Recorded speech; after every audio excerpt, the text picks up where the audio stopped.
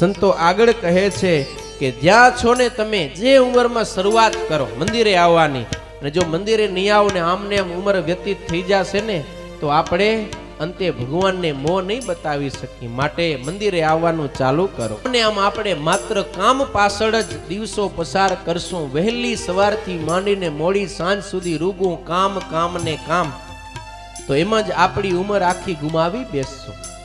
માટે કામની સાથે આપણે થોડુંક ભગવાનનું ભજન કરીએ. કામ કોણ કરે? આપણા હાથ કે પગ કામ કરે, પણ આપણી જીભને કાંઈ કામ ન હોય, ખબર હે? તો જીભથી શું કરવાનું? ભગવાનનું નામ લેવાનું.